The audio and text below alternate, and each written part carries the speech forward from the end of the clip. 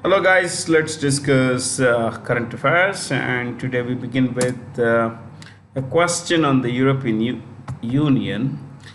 This is to do with the name of the President of the European Commission, who recently visited the headquarters of the International Solar Alliance, one of India's flagship initiatives to fight climate change. Now, International Solar Alliance is something we've discussed in the recent past, but I want to focus on the European Commission today.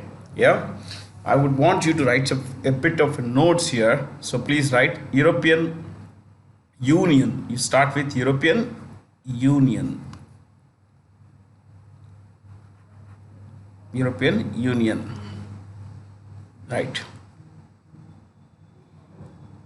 European Union. First point.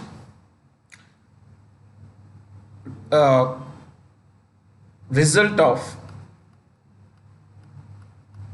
or based on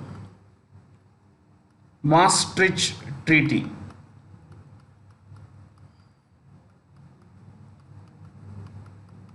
Maastricht or Maastricht, both are fine. Maastricht Treaty, signed 1992,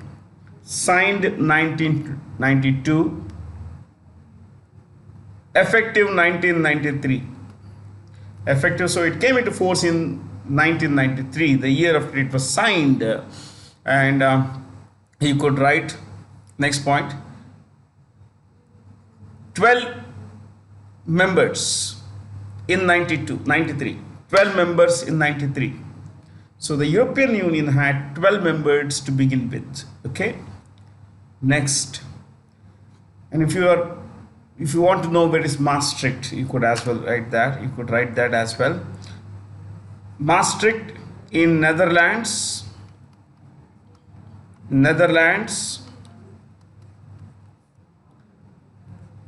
also known as, you could write Maastricht in Netherlands, Maastricht, also known as birthplace of the euro. Birthplace of the euro. Birthplace of the euro. Next.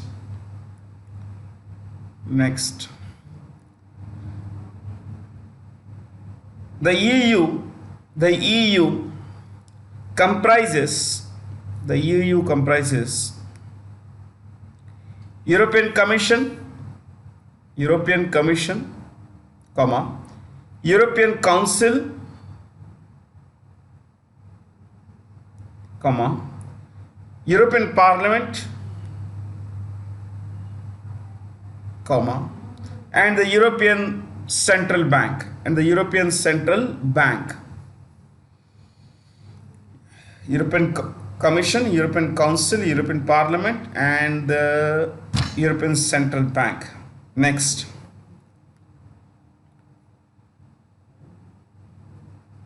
The EU has 27 members. The European Union has 27 members. Next.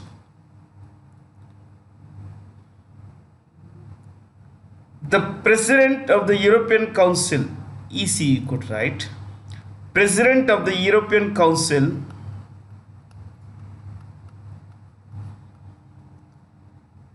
is proposed by, means the name is proposed by 27 heads of state. So each member state has a head of state, and they together come to propose the name of the, the European Commission's president. Proposed by 27 heads of state and elected by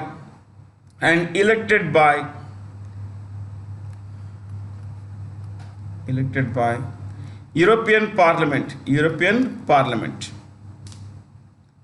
Parliament. Next point. The European Commission is run by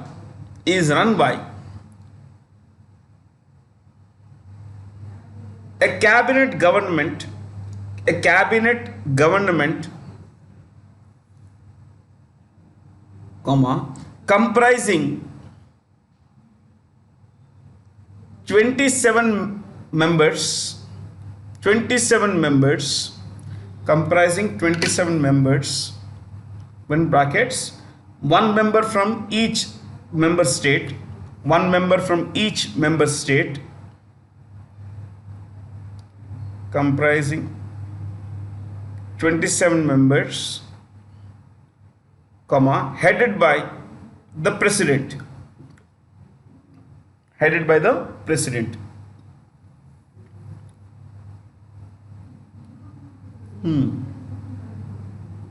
Next, head office of the European Commission, head office of the European Union, you could write this, head office of the European Union,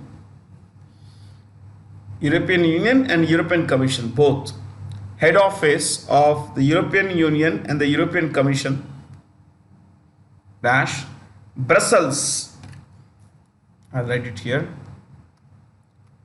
Brussels, I'm going very slow today. You know, Brussels is the capital of Belgium. Belgium. Brussels, Belgium. Next, the headquarters of the European Parliament. The European Parliament is at,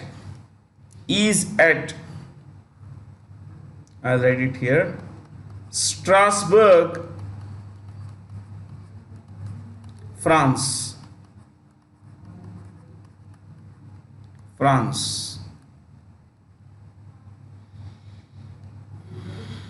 Next,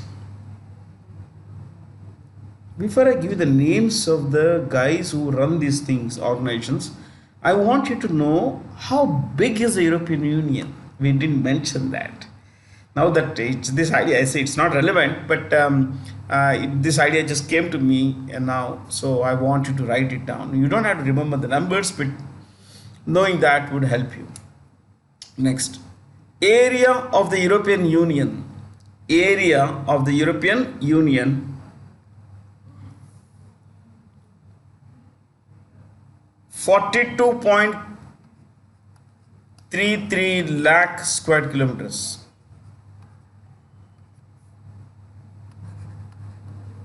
Area, population, 44 crore. Population is 44 crore. Now think about it. How big is the European Union? The 27 member states put together have an area of 42.33 lakh square kilometers. Now compare that with our country. Ours is 32.87. India 32.87 lakh square kilometers. Okay, now think, how big is this? About what? One third bigger? No, 1/3 bigger than India. Take it that way. 1/3 bigger than India. Yes. What's the population? 44 crores. 1/3 of India's population. 1/3 bigger by area, bigger in area. 1/3 of India's population. Yeah. So you can understand how big it is. Let me tell you the names of the guys who run these organizations. We mentioned European Council, European Commission and European Parliament. So European Commission President, the lady's name Ursula von der Leyen.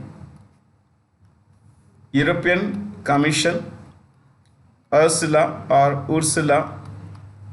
where is she from? She is from Germany.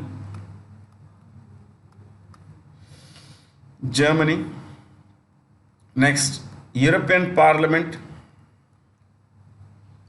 We mentioned it's headquartered in Strasbourg, France. This is headed by Roberta Metsola. She is from Malta. Malta is a tiny island in the Mediterranean Sea. Roberta Metsola. Okay. Then last one here at the very top, European Council. It is also headquartered in what? Brussels, yes. Then European Council, and it's run by Charles Michel. Charles Michel. He is from Belgium, ex-Prime Minister of Belgium.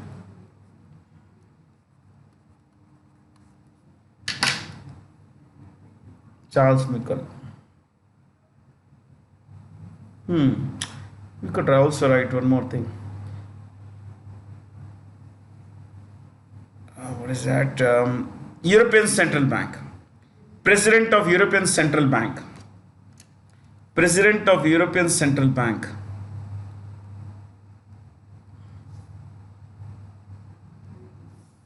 Christine Lagarde.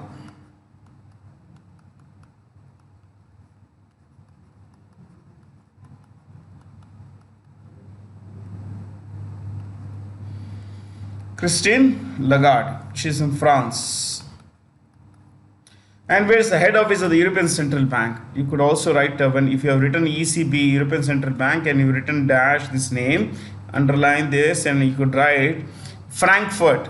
Frankfurt. Frankfurt, Germany. Oh, a lot of stuff about the European Commission has come in, my friends. We spent more than 10 minutes on this. That's good. It's always good to learn more and more. So what are the choices? Choice 1, Boris Johnson, Prime Minister of the UK. Prime Minister of Great Britain. Jens Stoltenberg. Jens Stoltenberg is the Secretary General of NATO. Secretary General of NATO. And where is he from? He is from Norway. He is ex-Prime Minister of Norway.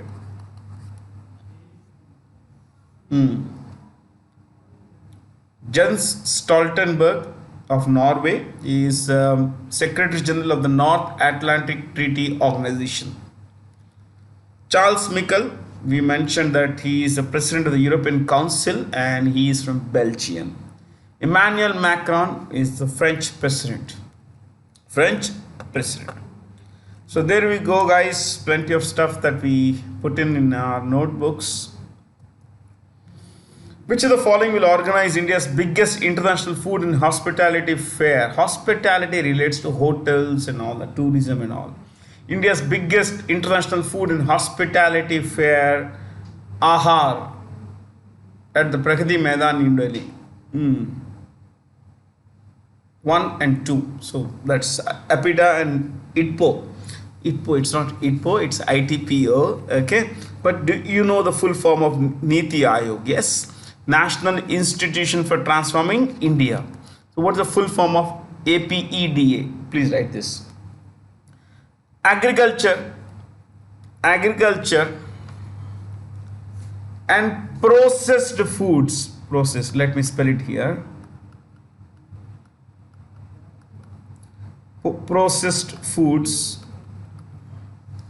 or processed food products, Export Development Authority.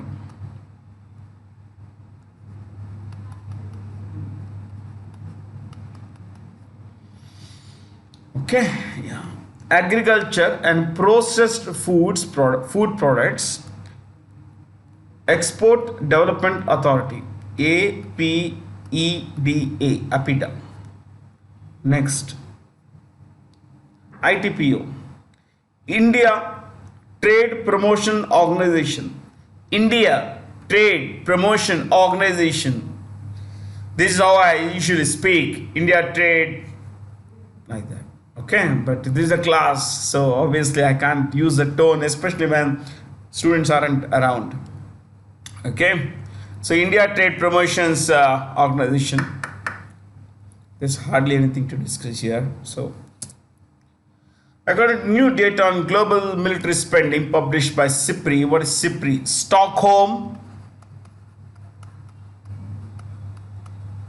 Institute of Peace and Stockholm International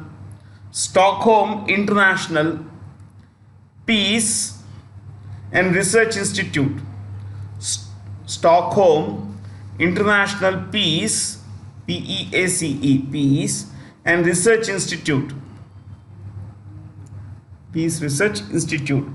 You know, Stockholm is the capital of Sweden. So every year it comes out with this data, you know, a report on global military spending, national budgets, how they compare with other countries' budgets, what's been the increase in spending, why countries are spending so much, all that analysis comes in. And every year I read the report. This is one of the best reports you could ever read. So look at what does it say. World military spending reached a record $2.1 trillion. 1 trillion equals 1,000 billion.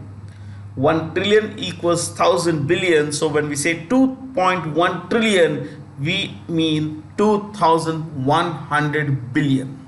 Okay. So US and China alone accounted for 52% of defense expenditure. So I mean, they mentioned there. I would want you to write a couple of things here. SIPRI report on global military spending. Please write. SIPRI report on global military spending. Okay. Next. First point. Global military spending. Global military spending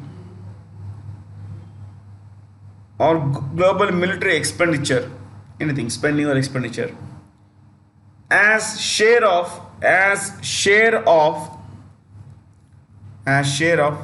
global GDP, global or world GDP, you could write whatever, world GDP dash 2.2% in 2021. That's a lot of 2.2% in 2021. You could write in brackets 2.3% in 2020. In 2020, 2.3% was the share of global military spending in global GDP. Okay, but this year it's come down by 0.1%, which is a phenomenal drop. Because 0.1% of global GDP translates into hundreds of billions of dollars. Okay, so it's actually fallen. Now, next point. Top three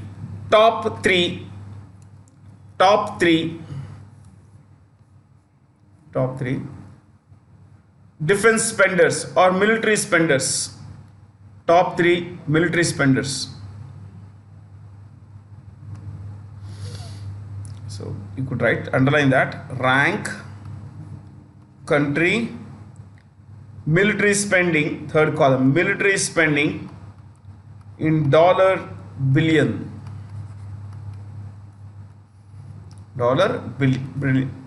Billion. 1, US 801. The US spent $801 billion. Okay, if you want to write something more, I can give you, because I have read this report exhaustively. Okay, and I thoroughly enjoy learning these things. If they only show our priorities.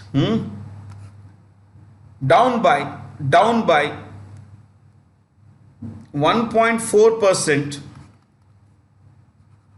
over 2020. Down by 1.4% over 2020. 2. China. It's mentioned here, $293 billion. So 293 in brackets, up by 4.7% over 2020. Up by 4.7% over 2020.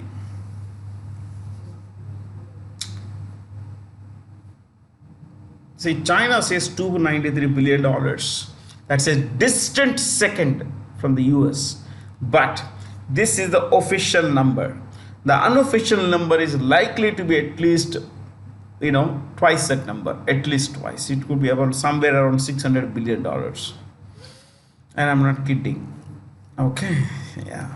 Number 3, India, our nation. 60, what is it, 76, no, 65 is Russia.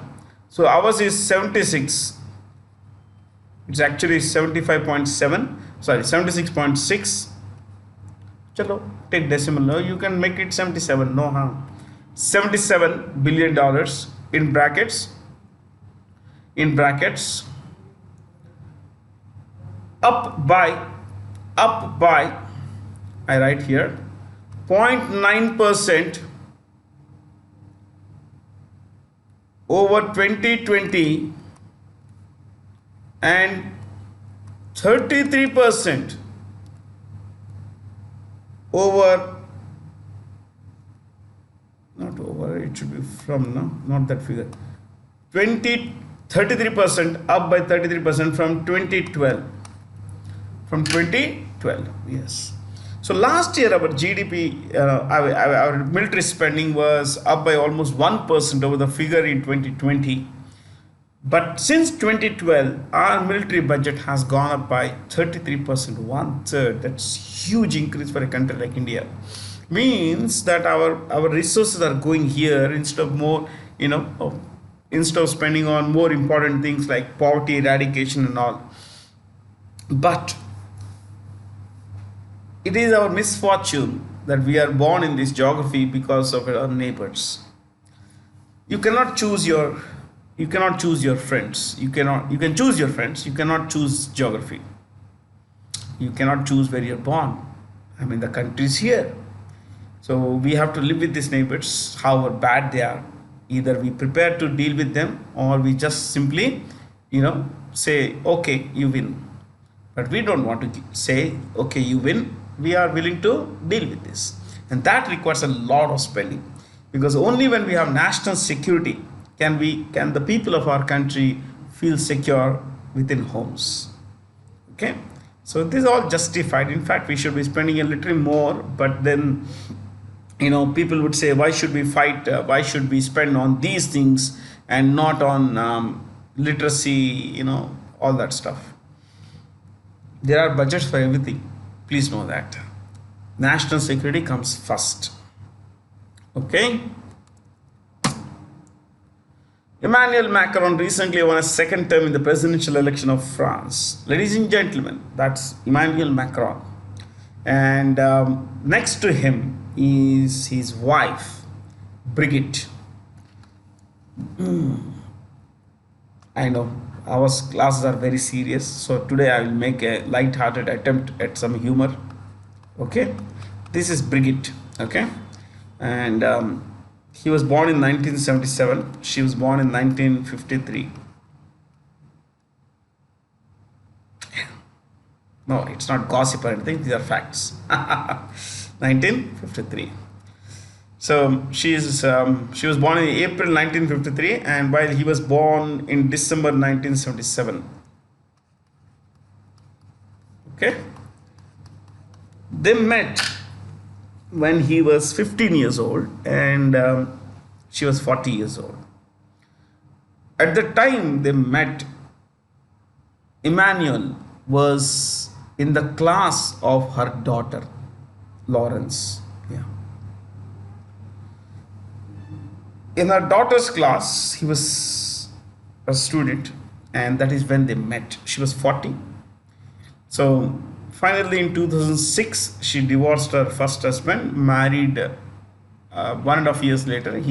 She married Emmanuel Macron.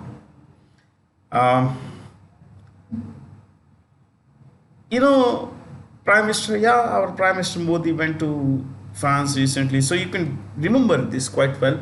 She was there to receive him, at the presidential palace. So, one more thing is that her eldest child from a previous marriage is older than her husband, her current husband. Life's fun. Yeah, just some light-hearted stuff. Serious love, light-hearted fun. Emmanuel Macrons in France, who's in Hungary. Hungary has a new as a prime minister who has just been re-elected, Viktor Orban. He's a no-nonsense guy. He is an openly pro-Putin, anti-Brussels guy. And while when you say anti-Brussels, anti-European Union, but then his country is a member of the European Union. Yes. Hungary. Italian prime minister is Mario Draghi.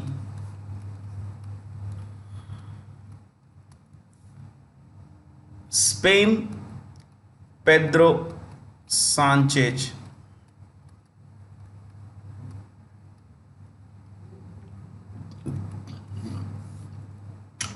Greece. Greece is run by Prime Minister Kyriakos Mitsotakis. Kyriakos Mitsotakis. That's a prime minister. Italian prime minister, Hungarian prime minister, Grecian prime minister, Spanish prime minister. Only in the case of France do we have a president. Okay. Now you must be wondering, Bharat mentioned this this lady's name and all. That's why you know what kind of love is. See, love is blind. Love is blind, but remember one thing. Love is blind to faults. Love is blind only to faults. Your parents' love for you is blind, but that doesn't mean they can't see the flaws in you. They can, but they are blind to flaws. That's why they say love is blind. Love is blind to flaws, mistakes, you know, shortcomings in the other person. Let's say your parents, your friends, and all. So you are blind to the faults in the other person. Okay. Otherwise, love can see things very clearly, but you're just blind to faults. National Panchayati Raj Day is commemorated on 24th April. See, on this day in 1992, the 73rd, you could write this, on 24th November 1992, I'm so sorry, 24th April, I'm so sorry, what was I thinking? 24th April 1992, comma, the 73rd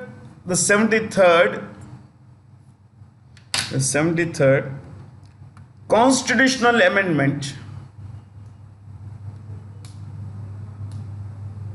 was passed, PSSCT. You know, Panchayati Raj system is a three-tier system. It's a three-tier system. Tier means level, not tier, tier. Three-tier system. You have, what is this? You have Gram Sabha at village level, Mandal or Block Samiti at Mandal level, Jilla Parishad at district level, Jilla level. Okay. A number of Gram Sabhas make one block. All the blocks make one Jilla Parishad. That's it. Can we know a little about the choices? Certainly. Why don't you write April 25th, World Malaria Day. World Malaria Day. April 25th, World Malaria Day. 26th, World Intellectual Property Rights Day. Intellectual Property Rights Day. IPR Day. World Intellectual Property Rights Day. April 27th, World Veterinary Day.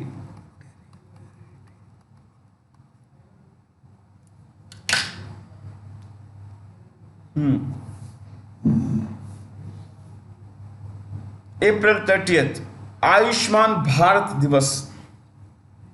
Ayushman Bharat Divas. Ayushman Bharat Divas. Who has been reappointed chairperson of the National Commission for Scheduled Castes? See, when a caste's name appears in the list of schedule, first schedule, you have scheduled caste. So if I belong to a caste called X and the name of my caste appears in that list in the schedule order, my caste would be called scheduled caste. If I belong to tribe Y and the name of my tribe appears in the list of schedule in the scheduled list of tribes, then my tribe would be called scheduled tribe. So the name has to appear in the schedules. Okay, first scheduled order. Anyway, this is Vijay Sampala. He is the chairperson of the National Commission for Scheduled Castes. This is the chairperson of the National Commission for Scheduled Tribes. National Commission for Scheduled Tribes. Earlier, it was called the National Commission for Scheduled Castes and Scheduled Tribes. They split it. Okay. Now SCs have one, STs have another. Okay. One more thing. Article you could write is NCSC, governed by Article 338 of the Constitution of India. 338 of the Constitution of India. Governed by Article 338 of the Constitution of India. Next, National Commission for Scheduled Tribes. National Commission for Scheduled Tribes, governed by Article 338A. 338A.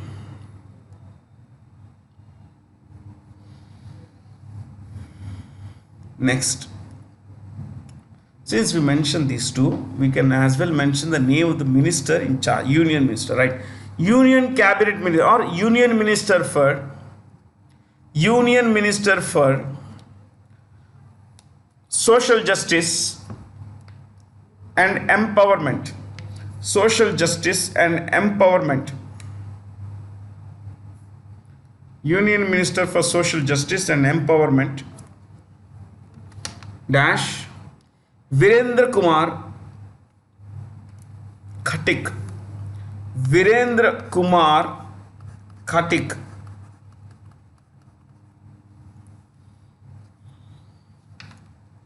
Virendra Kumar Khatik, the Union Minister for Social Justice and Empowerment.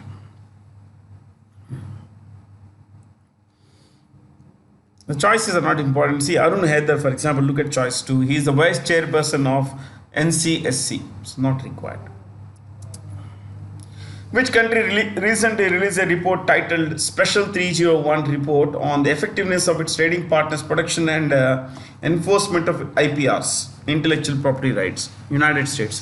So why is it called Special 301? Please write this.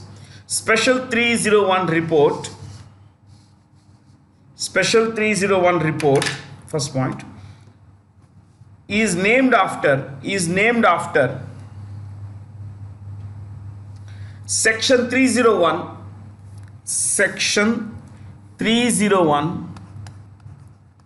of the Trade Act of 1974.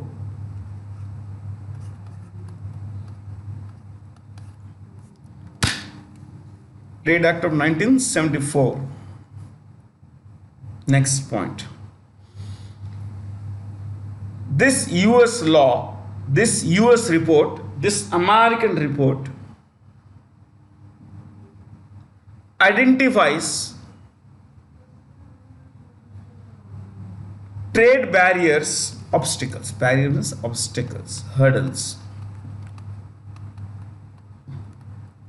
Trade barriers to US companies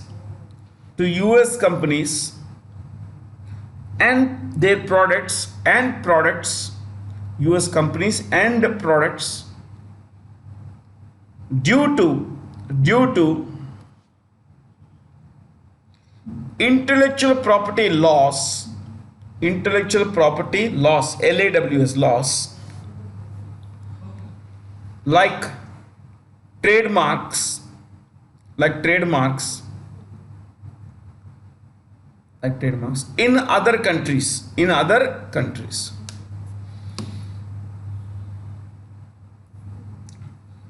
See, India is a case. India is generally not very strong on IPRs. You see, a lot of things in India are pirated. Now, I work for Time. Okay, the software on this computer is genuine, completely genuine, and this also has an effect on personal life. Okay, so I have three computers at home. All three have genuine software. Because see, when I use pirated software, I am stealing someone else's property. I'm a chore. I'm a chore. Someone else's hard work, it costs some money. I don't want to pay that kind of money. So I use a pirated version, which is pretty little, in terms of cost, which is very little, which costs very little. I don't want to spend a lot, so I take pirated stuff. But this is bad. See, if you make some software, if you make a product, would you want people to fake it, to sell fake copies of it? No. So in India, there is a special problem where IPRs are not respected. There is widespread theft of copyrights,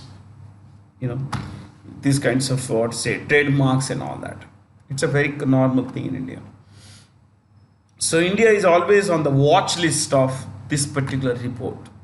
Yeah. We are taking some steps, but steps such, they're not enough right now. They're not enough.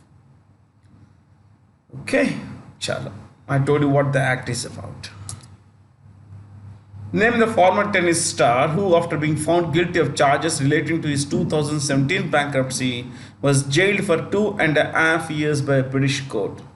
He was, he had declared bankruptcy long back, but he had hidden some assets during bankruptcy. If the assets were open, his creditors could have sold them and realized their money. But he said, look, I don't have money. But he had hidden away those assets. This is Boris Becker. Okay, he looks today he looks like this.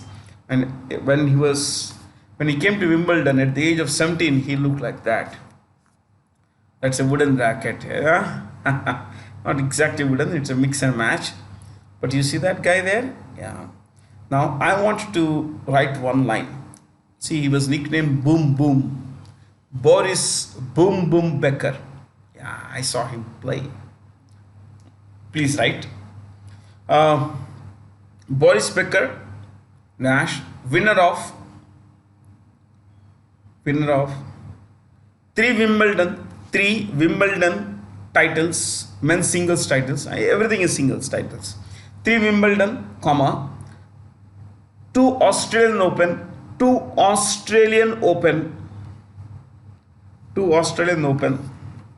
and one US Open,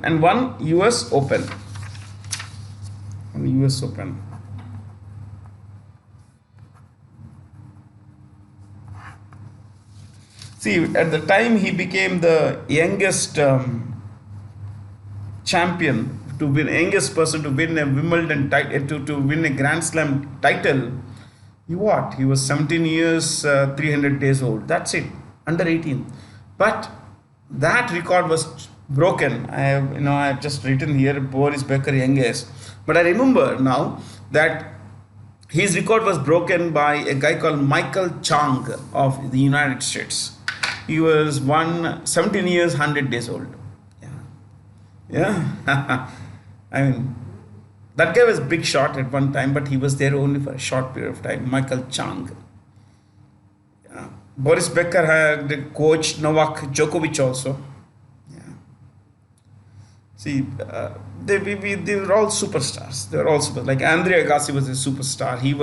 Women used to swoon over him, especially for his long hair. I mean, but then he wrote in his autobiography called Open. His autobiography was called Open. In that he wrote, the hair was a wig with that. Yeah. Just look up Andre Agassi, old pictures, 90s and all that. Long flowing hair and all. Actually, he was like this. Not like this. Yeah. Prime Minister Narendra Modi recently inaugurated a Semicon India conference in Bengaluru. In Bengaluru. What was the conference about? See, India has been trying to attract some of the world's most important chip makers. Chips go into everything, every kind of gadgets. My phone, the AC, the cards. This laptop. I mean, just about everything. But there is a great dearth of chips now, and that's pushed up the prices of a lot of essential important commodities like ACs, like TVs, like cars. Things are going very bad for a lot of countries, a lot of companies as well. But I want you to know that Indian government is trying to attract these companies to come to India to set up manufacturing units in semiconductors. So what is the objective of this? You could write Semicon India conference dash objective is to make India a global hub, hub, a global hub for semiconductor is chip, yeah, simple भाषा में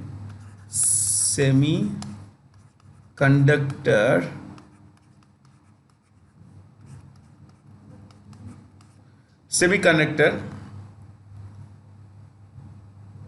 design, for semiconductor design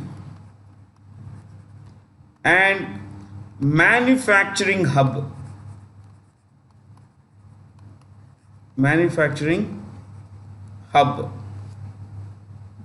Okay, I mean, we want to make India a manufacturing hub for the semiconductors. It's one of the world's most sophisticated industries. It's cutting edge technology, my friends. Okay, just to give you some dope, Hyderabad is home to ICRISAT. Just for fun, I'm telling you this. This is the International Crop Research. You could write this. International Crop Research Institute for semi-arid, arid tropics, TROPICS. The International Crop Research Institute for Semi-Arid Tropics. This is a UN body. Next. Which of the following companies' funds amounting to a little over 5,500 crore were recently seized by the Enforcement Directorate in an alleged foreign exchange violation case? Xiaomi India. Xiaomi. You could say Xiaomi also. Both are fine. Xiaomi or Xiaomi. Now, before I tell you about Xiaomi, I'll tell you something weird here. You see this Vivo, OnePlus, Oppo, they are all, see, Vivo, OnePlus, Oppo, Realme are all owned by one company called BKK Electronics. BKK Electronics. Yeah, one company. So I always say this whenever I discuss something like this. I tell people, guys, don't fight with your friends if that my Oppo is better than your Vivo. Both are owned by the same company. Yeah, that's the parent company. Yeah. So from here, let's look at Xiaomi. Write this. Xiaomi head office, Beijing, which is the capital of China. It was started by Li Jun and 6 of his friends, but you write his. Li Jun, founder and CEO.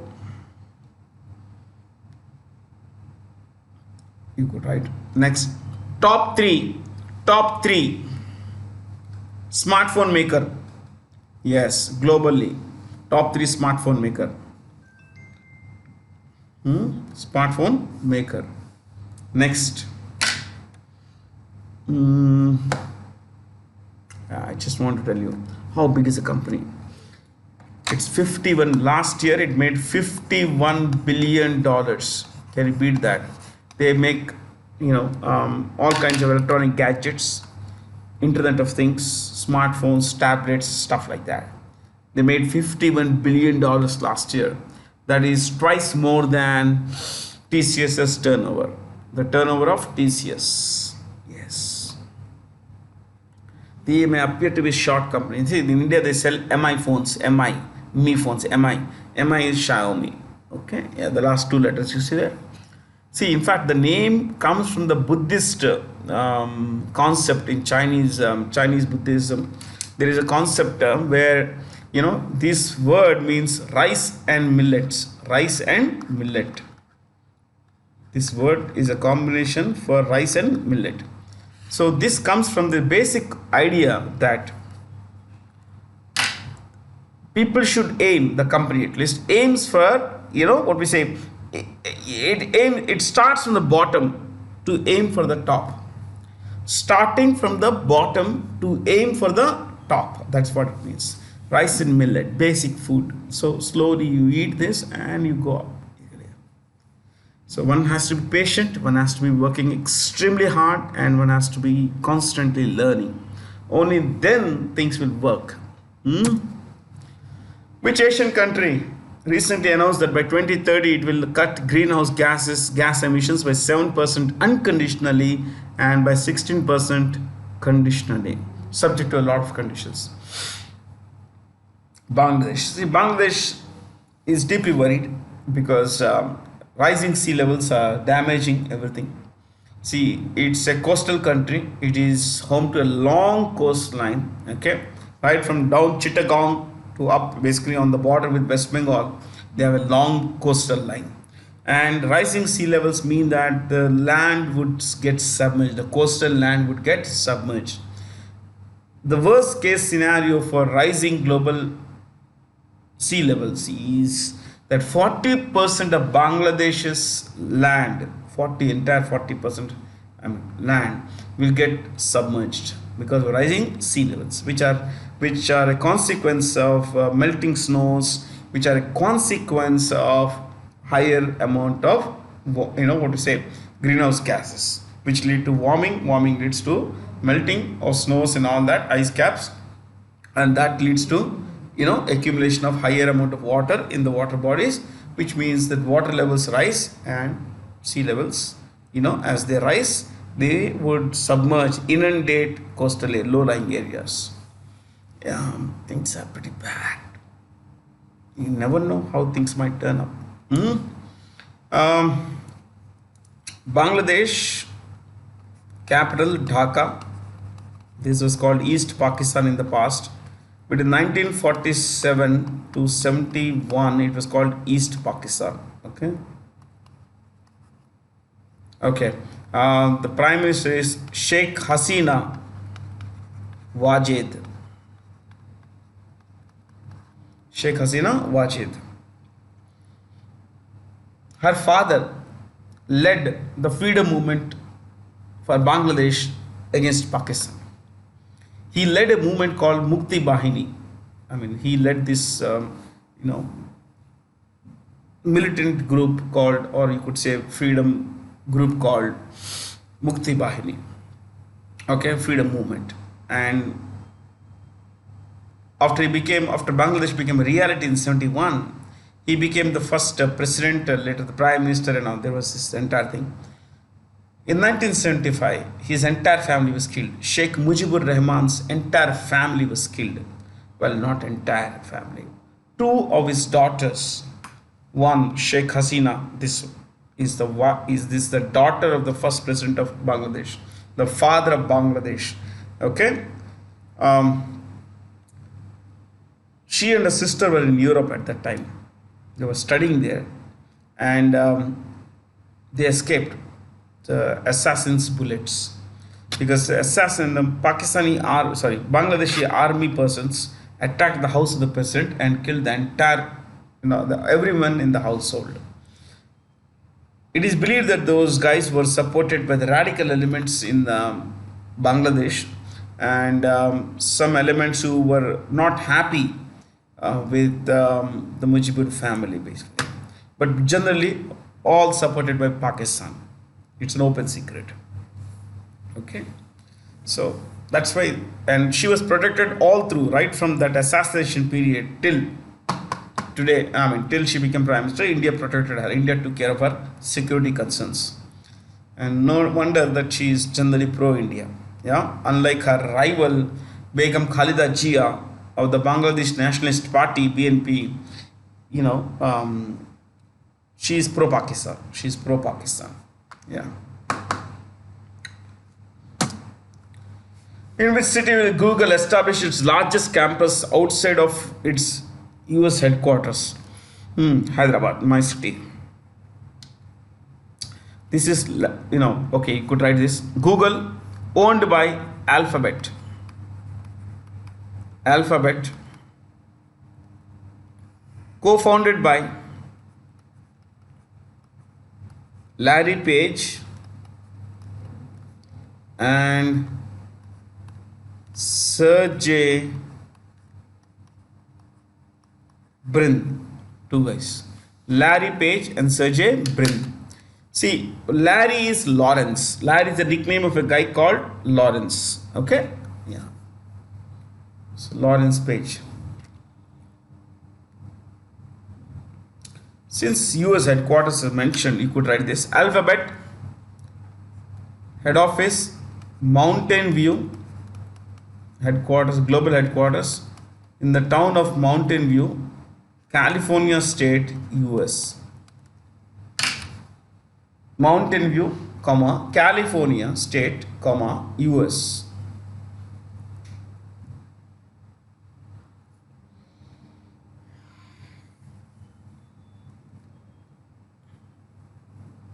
Yeah. Okay, guys. How big is Google? See, there are 5 large technology companies in the US: Amazon, Apple, Meta, Microsoft, and Google. That is Alphabet, the parent company. So what are they? Big 5. They are called Big 5 Tech. Okay, or Big Tech 5.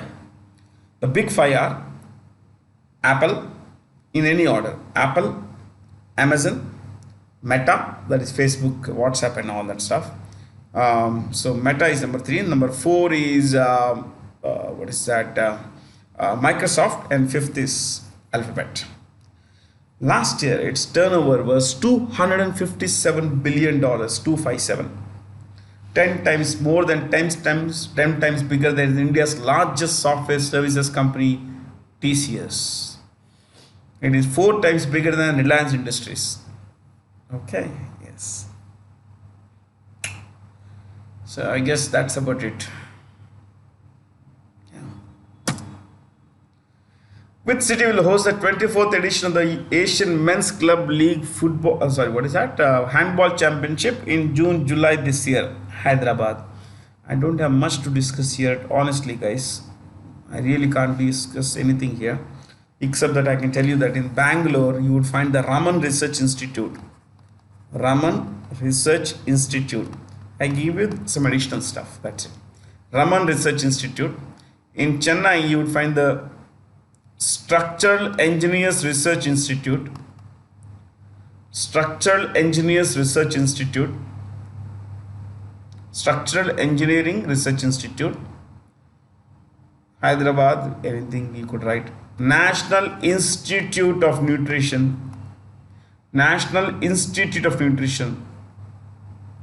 Pune, National Film Archive of India.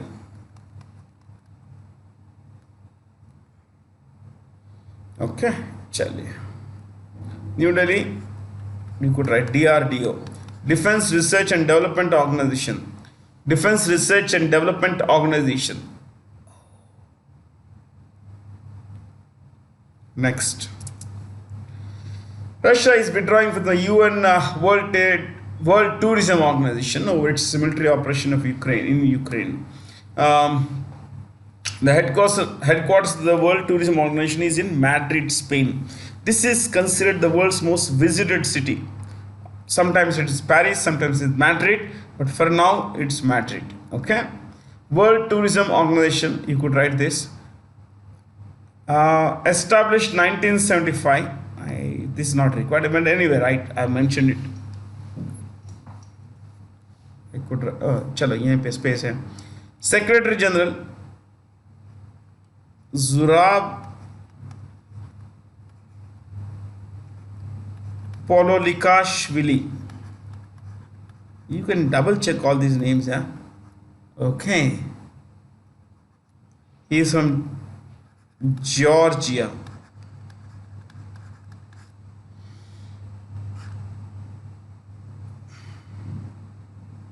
Georgia.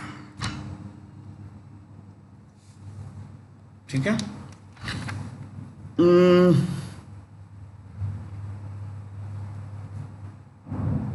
See, in the previous class I had mentioned, I remember that I mentioned that Panchayati Raj and rural development were two separate ministries. No, it is one ministry. Okay, I'm sorry for that, basically. Fair. Paris is home to the UNESCO.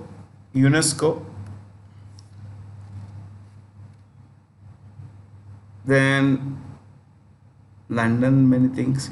New York, UNICEF. Chalo. It's there, man. The Rural Development and Panchayati Raj Ministry launched a 90-day campaign called Azadi Se Antyodaya Tak, with a mission to saturate 75 districts with beneficiary schemes of 9 central ministries. Whom the following heads this ministry? This is Giriraj Singh. What about the choices here? The choices: Ramchandra Prasad Singh. He is the minister of. They are all Union Council ministers, and they are members of the Union Council of Ministers. So they are all cabinet ministers. So I want you to write this: Ramchandra Prasad Singh, Steel Ministry. He heads a Ministry of Steel. Next, Rajkumar Singh. Power. How did I forget this? Not that I forgot, it just wouldn't come out. Power plus new and renewable energy.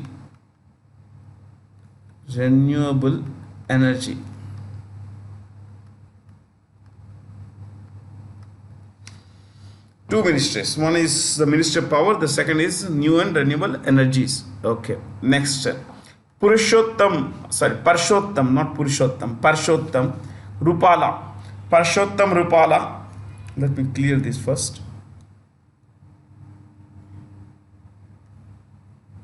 Fisheries.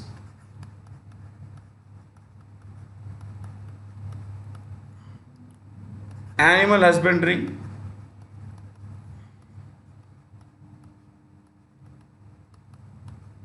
And dairying.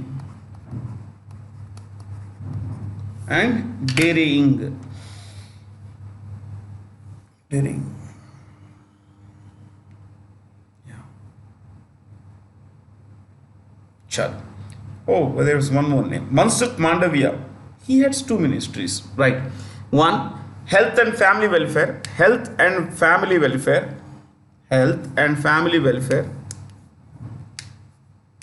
The second ministry is chemicals and fertilizers. So health and family welfare, and second one is chemicals and fertilizers. Next, the Cabinet Committee on Economic Affairs recently approved the construction of 540 megawatt Kwar hydroelectric project in Kishtwar district of J&K.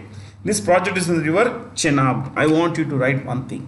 Chenab is also home to another major dam, Baglihar Dam. You could write this. Baglihar Dam. So this is, what is it? Kwar and Baglihar project, or Baglihar Dam is being built on river Chenab. Sutlej पे आपको मिलेगा Bhakra Nangal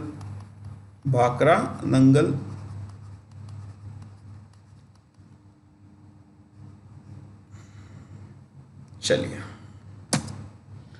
The Oil and Natural Gas Corporation recently signed an MOU with Equinor to collaborate. You could say collaborate, but I prefer to say collaborate.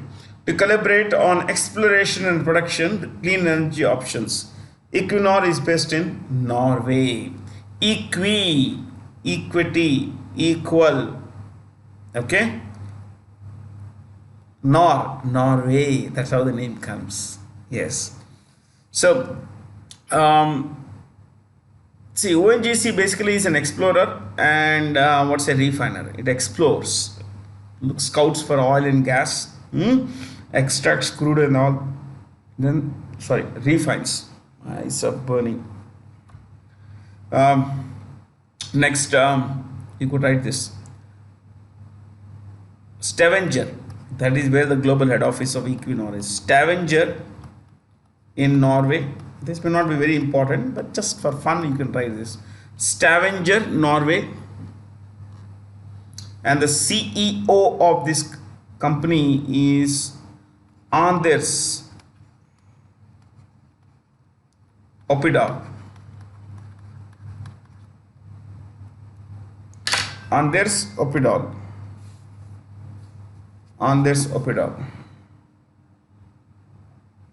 Okay. Anders Opedal.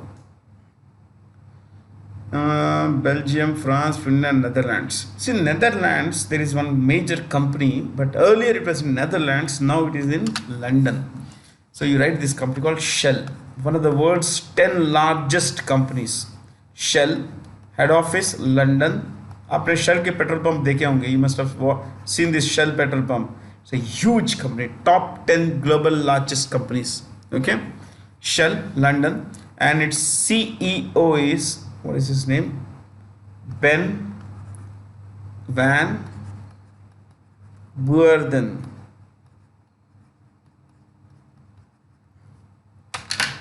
Oil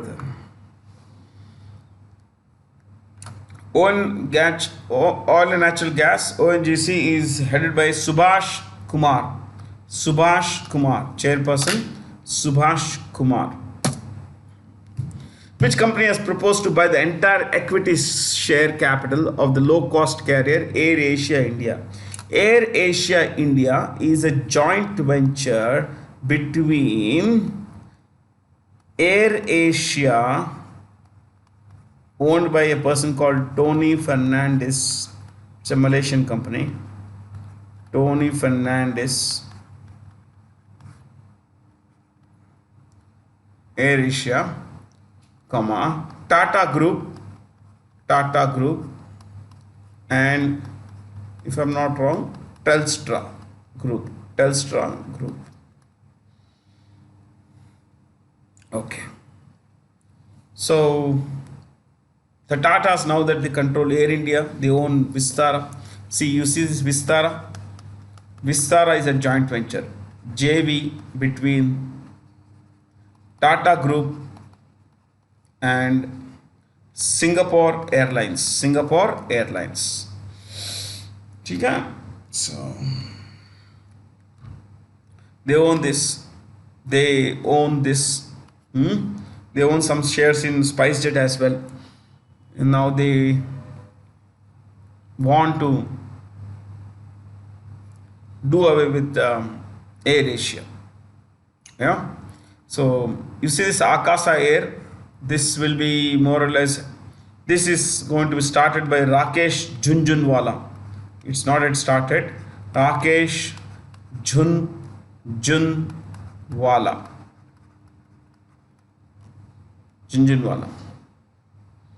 Okay. Rakesh Jhunjhunwala. SpiceJet CEO is Ajay Singh. He's also the main shareholder. Ajay Singh. Indigo CEO is Rono Datta. Air India doesn't have a full-time CEO now. Okay, but the chairman of the Air India board is Natarajan Chandrasekhar.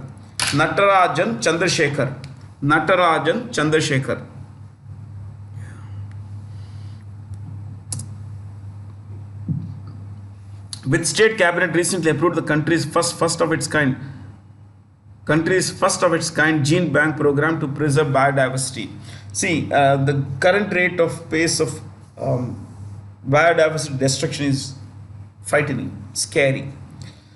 It is believed that at least 50%, 50 species become extinct every day. I don't know how they come to this, but that is how they, that's what their scientists are saying. So to preserve biodiversity in what? Crop, forest, animals, what we say, forest, veterinary, all this. The Maharashtra government has started a scheme where they will focus on 7 different domains. Okay, forest would be one, marine another, biological and veterinary, crop. So they would take genetic and molecular samples and preserve them for future. It's kind of a gene bank they are looking at. So see, things are tough everywhere. I mean, especially in the animal world, things have gone really bad in the last few years. I suggest you read a little about loss of biodiversity. Little about this will help you a lot to understand the way human activity is destroying nature. Yeah. So, by the way, do you know Maharashtra is India's 3rd biggest state by area? Just to give you some idea, 3.7 lakh square kilometers. Okay. Now, you see Madhya Pradesh, 3.08. Rajasthan,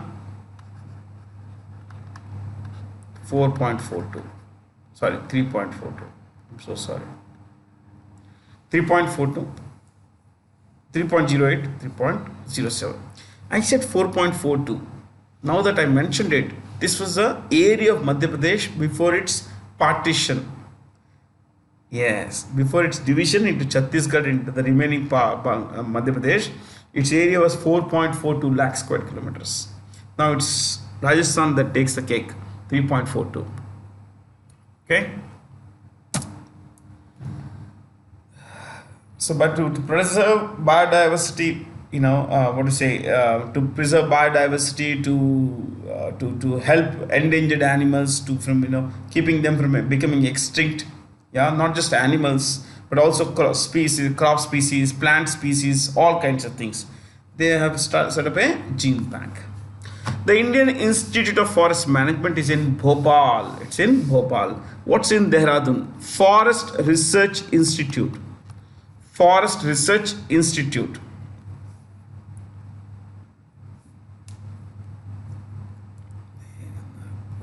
Nagpur, National Research Center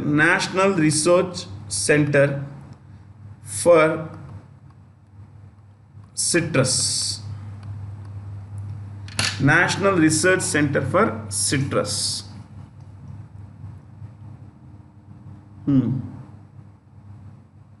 Citrus. Take one fruit, orange. Nagpur is called the Orange City. So Lucknow, Central Drug Research Institute. Central Drug Research Institute. Lucknow, Central Drug Research Institute. Pune, National Institute of Virology. National Institute of Virology. Which bank is a specialized financial institution for financing, facilitating and promoting foreign trade of India? Exim Bank, Export-Import Bank. This is run by Harsha Bangari. Harsha Bangari is a managing director. She is a managing director. Harsha Bangari. NABARD, I think we mentioned in the previous class also. So anyway, Govinda Rajulu Chintala. SIDBI, Small Industries Development Bank of India. Sivasubramaniam Raman. Sivasubramaniam Raman. Sivasubramaniam Raman.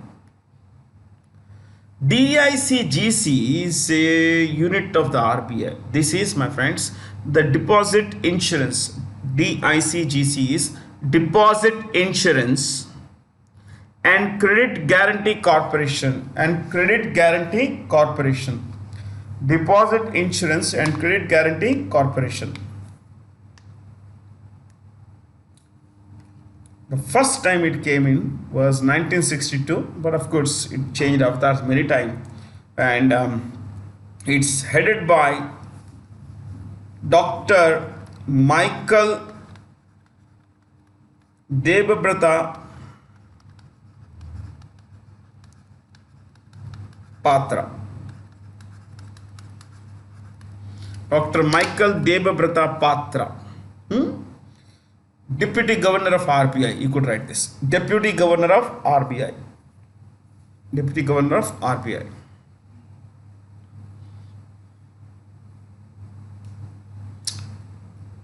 This organization covers lends insurance for deposits. Up to 5 lakh rupees of your money in banks is insured. Up to 5 lakh rupees. NABARD, National Bank for Agriculture and Rural Development, was established on the recommendations of Shivaraman Committee.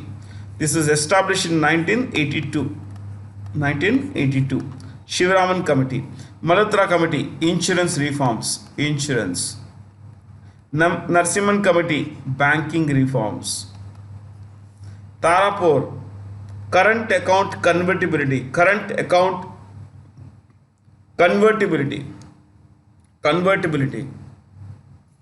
Rangarajan, ex-RBI Governor, Poverty. Plenty of committees, but let's say Poverty Committee.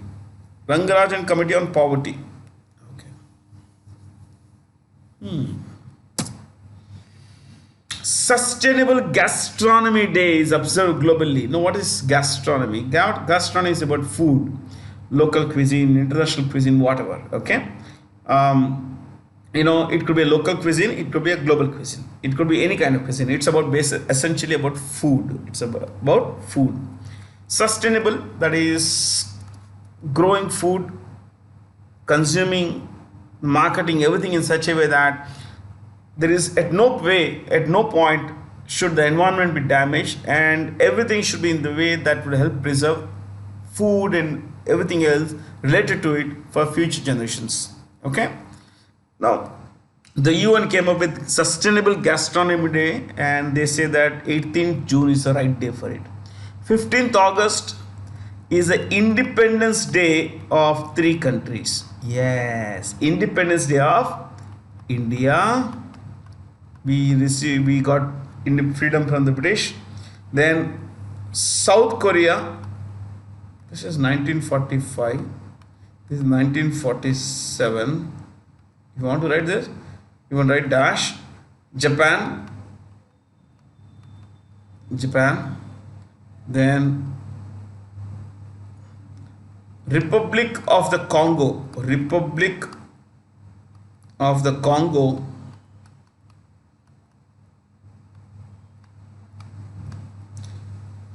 It's an African country. It's named after the river Congo. Republic of the Congo. 1960 France. Yes.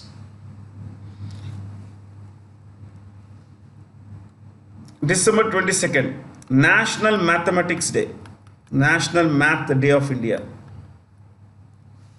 Birthday of the great Srinivasan Ramanujan. 28th Feb, National Science Day. National Science Day.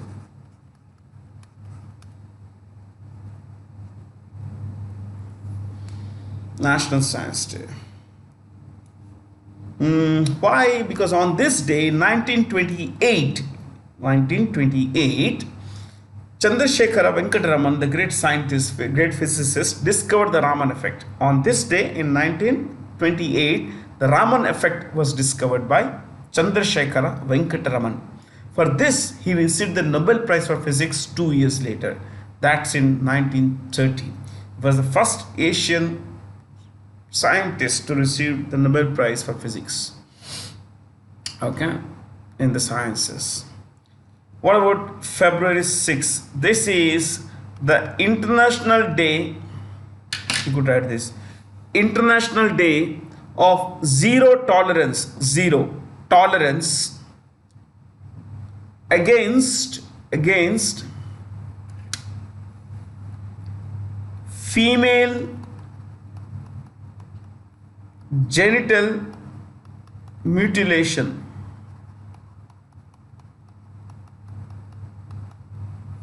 Female genital mutilation. What exactly is this? See, circumcision is a cultural idea among men, especially among Muslims, Jews, and certain other communities. The foreskin of the penis, the male genital organ, is removed. The foreskin is removed. It is removed right around after birth or till about age 14. It is removed. In the case of women also, it is such genital mutilation happens. Among women, the genitalia, external genitalia, comprises labia, the lips, the labial lips, and then at the top there is something called the clitoris. Okay. Now, conservatives, they say that stimulation of such an organ leads to sexual arousal, and this idea is against the idea of shame.